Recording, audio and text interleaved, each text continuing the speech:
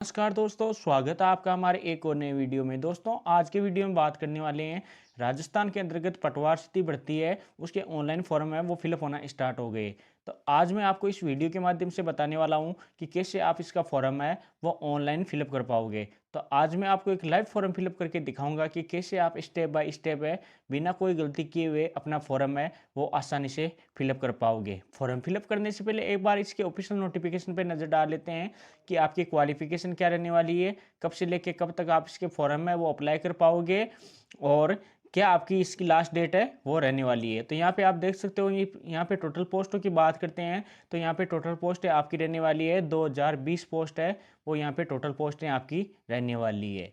तो यहाँ पे बात करते हैं, अब फॉर्म अप्लाई की बात करते हैं तो आपको फॉर्म है इसकी वो आपको एसएसओ आईडी के माध्यम से आप अपना फॉर्म है वो फिलअप कर पाओगे। तो यहाँ पे आप देख सकते हो एसएसओ है, उसके माध्यम से अपना फॉर्म है वो फिलअप कर पाओगे।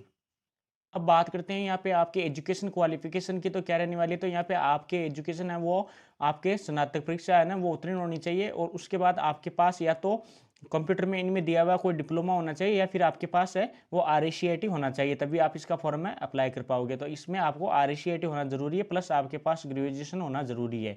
उसके बाद में आपको CET है ग्रेजुएशन लेवल वाली वो क्लियर होनी चाहिए, तभी आप इसका फॉर्म अप्लाई कर पाओगे। अगर आपके CET पास नहीं है या आपने CET का पेपर नहीं दिया है तो आप इसका फॉर्म है वो अप्लाई नहीं कर पाओगे। तो एजुकेशन क्वालिफिकेशन का विशेष ध्यान रखना, आपके पास ग्रेजुएशन होना चाहिए प्लस RACIT होना चाहिए, प्लस आपको ग्रेजुएशन लेवल की है वो CET पास होना चाहिए, तभी आप इसका फॉर्म अप्लाई कर पाओगे, अन्यथा आप इसका फॉर्म अप्लाई नहीं कर पाओगे। तो इस प्रकार ये बेसिक डिटेल्स थी। तो यहाँ से आप देख सकते हो ये बेसिक डिटेल्स आपके यहाँ पे दी हुई है। तो चलो दोस्तों, एक लाइव फॉर्म है वो आपको मैं फिलअप करके दिखा देता हूँ कि कैसे आपको अपना फॉर्म है वो ऑनलाइन फिलअप करना है, ताकि कोई आपसे मिस्टेक ना हो। तो चलो दोस्तों, इसकी ऑफिशियल वेबसाइट पे चलते हैं। सबसे पहले आपको गूगल या क्रोम ब्राउज़र पे सर्च करना है एसएसओ। जैसे आप एसएसओ सर्च करोगे तो आपके सामने इस प्रकार का डैशबोर्ड है वो ओपन हो जाएगा। यहाँ पे आपको ऊपरी ऊपरी एक लॉगिन का ऑप्शन दिखाई दे रहा होगा, इस पर क्लिक करना है। जैसे आप लॉगिन पे क्लिक करोगे तो आपके सामने इस प्रकार का डैशबोर्ड ओपन हो जाएगा। यहाँ पे आपको दो ऑप्शन दिखाई दे रहे होंगे, एक तो लॉगिन का और एक रजिस्ट्रेशन का। अगर आप फर्स्ट टाइम कोई फॉर्म फिलअप कर रहे हो तो आपको रजिस्ट्रेशन पर क्लिक करना है, और अगर आप राजस्थान के मूल निवासी हो तो आप अपने जन आधार के माध्यम से यहाँ पे अपनी एसएसओ आईडी है वो बना सकते हो। अगर आप अदर स्टेट से हो तो आप अपनी जीमेल से यहाँ पे अपनी रजिस्ट्रेशन आईडी है वो बना सकते हो। और यहाँ पे आपको सबसे पहले अपनी बेसिक डिटेल्स फिलअप करना है। बेसिक डिटेल्स फिलअप करने के बाद आपको अपनी जीमेल या जन आधार डाल के और आपको अपनी एसएसओ आईडी है वो बना लेनी है। तो एसएसओ आईडी बनाने के बाद आपको लॉगिन पे क्लिक करना है। तो यहाँ पे लॉगिन पे क्लिक करने के बाद आपको यहाँ पे अपनी एसएसओ आईडी डालनी है, यहाँ पे पासवर्ड डालना है और नीचे ये कैप्चा डाल के और फिर लॉगिन पे क्लिक कर लेना है। तो मेरी आईडी पहले से बन रखी है तो मैं यहाँ पे अपनी एसएसओ आईडी पासवर्ड और कैप्चा डाल के लॉगिन कर लेता हूँ। आप एसएसओ आईडी पासवर्ड और कैप्चा डाल के लॉगिन करोगे तो आपके सामने इस प्रकार का डैशबोर्ड दिखाई देगा। यहाँ पे आपको एक ऑनगोइंग रिक्वायरमेंट का बॉक्स दिखाई दे रहा होगा। इसी के अंतर्गत राजस्थान की जितनी भी भर्तियों के एग्जाम फॉर्म फिलअप हो रहे हैं उनके लिंक दिखाई दे रहे होंगे। तो यहाँ पे आपको नीचे दिखाई दे रहा होगा पटवार डायरेक्ट रिक्वायरमेंट 2025, इसी के सामने आपको अप्लाई नाउ का है वो लिंक दिखाई दे रहा होगा। तो यहाँ पे आपको क्लिक करना है। जैसे आप अप्लाई नाउ पे क्लिक करोगे तो यहाँ पे आ जाएगा, सबसे पहले आपको अपने जो CET के एप्लीकेशन नंबर है वो यहाँ पे फिलअप करना है ग्रेजुएशन लेवल का, तभी आपका फॉर्म आगे बढ़ पाएगा, अन्यथा आपका फॉर्म है वो आगे नहीं बढ़ पाएगा। तो यहाँ पे सबसे पहले आपको अपनी CET के है वो रजिस्ट्रेशन नंबर यहाँ पे डालने हैं। अगर आप CET में पास हो तभी ये फॉर्म आगे सबमिट होगा, नहीं तो ये सबमिट नहीं होगा। तो मैं यहाँ पे अपने CET के रजिस्ट्रेशन नंबर है वो फिलअप कर देता हूँ। रजिस्ट्रेशन फिलअप करने से पहले सबसे बड़ी प्रॉब्लम ये है कि ये रजिस्ट्रेशन नंबर है कहाँ मिलेगा, अगर आपकी प्रिंट आउट खो गया या आपने निकलवाया नहीं था तो कहाँ से वो देखना है। तो सबसे पहले आपको वापस से कैंसिल पे क्लिक करना है और यहाँ पे आपको व्यू मोर पे नीचे नीचे है यहाँ पे क्लिक करना है। जैसे व्यू मोर पे क्लिक करोगे तो आपके सामने जितने भी आपने फॉर्म फिलअप कर रखे हैं राजस्थान की जो भी एग्जाम है उनके, तो यहाँ पे आपको वो फॉर्म मिल जाएंगे। तो यहाँ से आप अपने रजिस्ट्रेशन नंबर है वो कॉपी कर सकते हो। तो यहाँ से अपने रजिस्ट्रेशन नंबर है वो आसानी से ले सकते हो। यहाँ पे देखना होगा आपका फॉर्म है वो ग्रेजुएशन लेवल वाला कहाँ पे फिलअप किया हुआ है, तो आपको यहाँ पे वो सिलेक्ट कर लेना है। तो आप यहाँ पे देख सकते हो common eligibility test graduation level 2024 है, ये आपको यहाँ पे दिखाई देगा। इसी के सामने आपको व्यू एप्लीकेशन का ऑप्शन दिखाई दे रहा होगा, इस पर क्लिक करोगे तो यहाँ पे आपको थोड़ा नीचे स्क्रॉल करने पर आपको यहाँ पे अपने रजिस्ट्रेशन नंबर है वो देखने को मिल जाएंगे। तो यहाँ पे आप देख सकते हो ये रही आपकी आवेदन संख्या, तो ये आपको यहाँ से कॉपी कर लेना है। जैसे आप यहाँ पे कॉपी करके और फिर वहाँ पे पेस्ट कर सकते हो। तो मैं यहाँ से अपने नंबर है वो कॉपी कर लेता हूँ।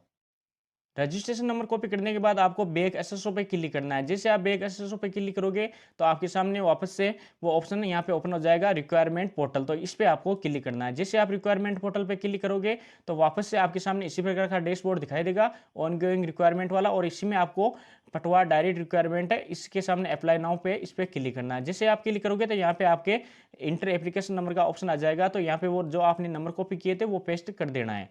तो जैसे आप पेस्ट करोगे तो फिर आपको सबमिट का ऑप्शन दिखाई देगा, इस पर क्लिक कर देना है। जैसे सबमिट पे क्लिक करोगे तो ये आपका फॉर्म है वो ओपन हो जाएगा। अगर आपकी सीईटी पास नहीं है तो ये आगे ओपन नहीं होगा, अगर सीईटी पास है तो ये ओपन हो जाएगा। तो यहाँ पे आपको अब पटवारी का ऑप्शन दिखाई दे रहा होगा, इस पर वापस से एक बार क्लिक करना है।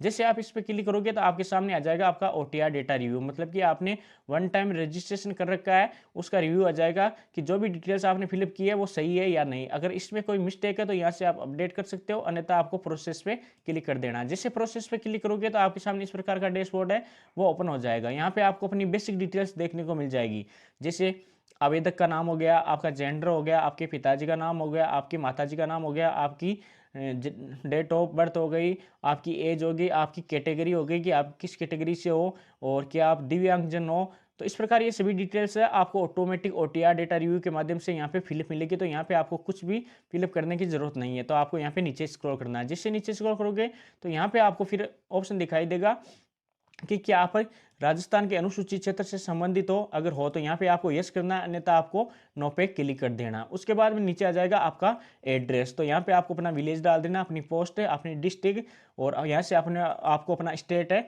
वो सिलेक्ट करना है कि आपका स्टेट कौन सा है, और यहाँ से आपको अपनी डिस्ट्रिक्ट है वो सिलेक्ट करनी है कि आपकी डिस्ट्रिक्ट कौन सी है। तो इस प्रकार यहाँ से आपको अपना स्टेट और डिस्ट्रिक्ट चुनने के बाद यहाँ पे आपको अपना गांव, शहर या सिटी जो भी है वो यहाँ पे फिलिप कर देना है। उसके बाद में आपको अपने पिन कोड और आपके मोबाइल नंबर डाल देने हैं। उसके बाद में आपको नीचे नीचे नेक्स्ट का ऑप्शन दिखाई दे रहा है, इस पर क्लिक करना है। जैसे नेक्स्ट पे क्लिक करोगे तो आपका आ जाएगा कि आपके मोबाइल नंबर और ईमेल आईडी करेक्ट है, तो येस पे क्लिक करो, अन्यथा उन्हें अपडेट कर सकते हो। तो यहाँ पे मैं येस पे क्लिक कर देता हूँ।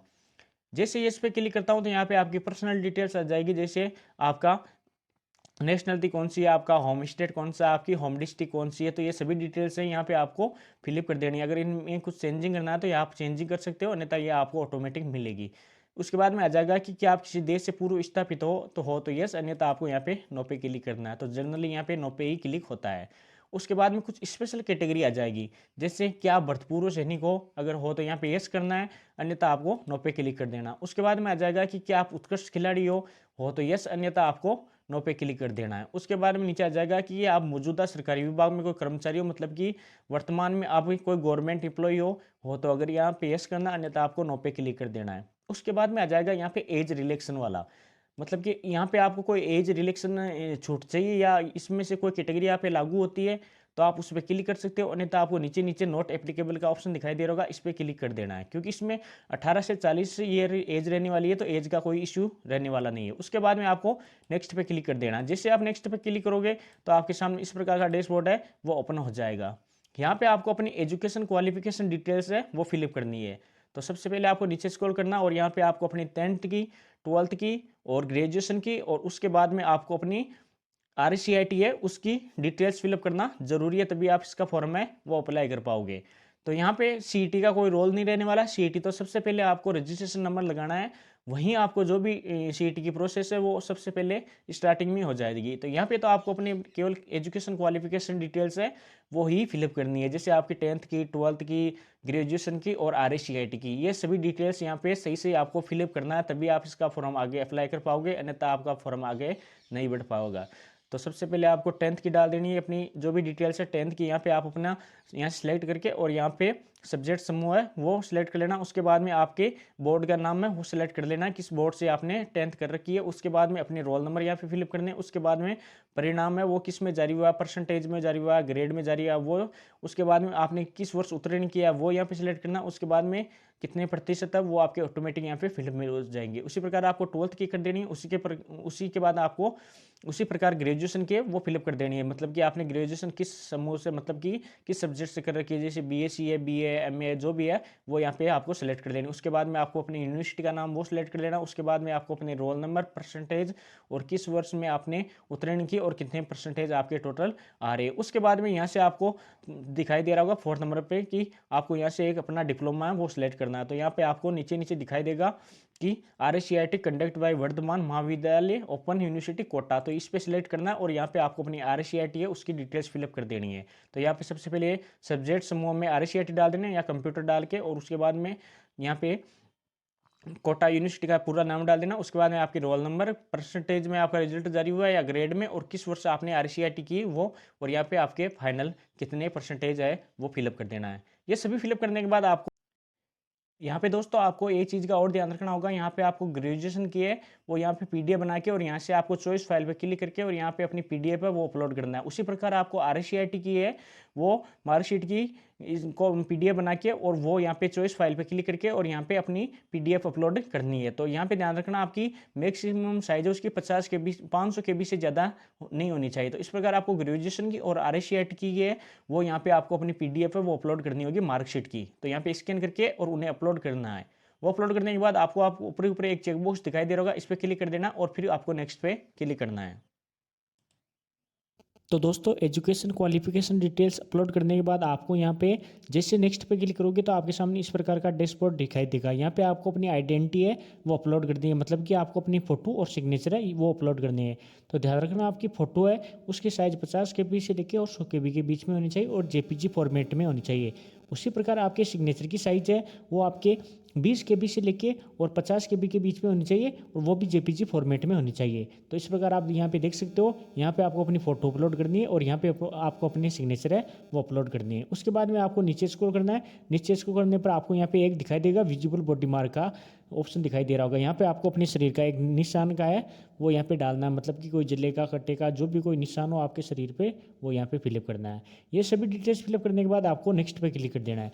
जैसे नेक्स्ट पे क्लिक करोगे तो आपके सामने इस प्रकार का डैशबोर्ड है वो ओपन हो जाएगा। यहाँ पे आपको अपनी है डिस्ट्रिक्ट है वो सिलेक्ट करनी है, मतलब कि आप है अपनी डिस्ट्रिक्ट को परफॉर्मेंस देने की, मतलब आप एक नंबर पे कहाँ पे पोस्टिंग लेना चाहते हो अगर आपका सिलेक्शन हो जाता है। तो इस प्रकार आपको सभी है यहाँ पे आप देख सकते हो कि सिलेक्ट मिनिमम 39 एंड मैक्सिमम 39, मतलब कि आपको मिनिमम और मैक्सिमम, मतलब कि यहाँ पे टोटल 39 दी हुई है। तो ये सभी 39 है, आपको ये ज़िले यहाँ से सिलेक्ट करने हैं। तो यहाँ पे आप सभी ज़िलों के नाम देख सकते हो।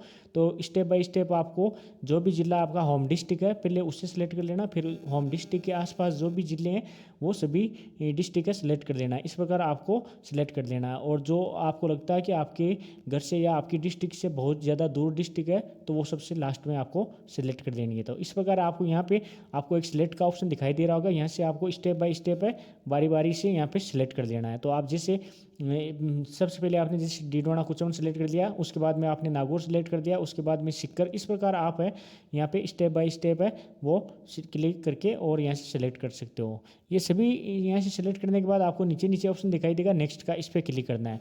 जैसे नेक्स्ट पे क्लिक करोगे तो आपके सामने आपका एप्लीकेशन प्रीव्यू है वो ओपन हो जाएगा, मतलब कि अभी तक आपने जो भी डिटेल्स भरी थी वो एज ए फॉर्म के रूप में आपके सामने आ जाएगी। अगर यहाँ पे आपको कोई मिस्टेक लगती है तो आप नीचे नीचे स्क्रॉल करना और नीचे नीचे स्क्रॉल करने पर आपको यहाँ पे एक अपडेट का ऑप्शन दिखाई देगा कोने के अंतर्गत, इस पर क्लिक करके और आप इसे अपडेट कर सकते हो। तो यहाँ पे आप नीचे नीचे देख सकते हो यहाँ पे अपडेट का ऑप्शन दिखाई दे रहा है।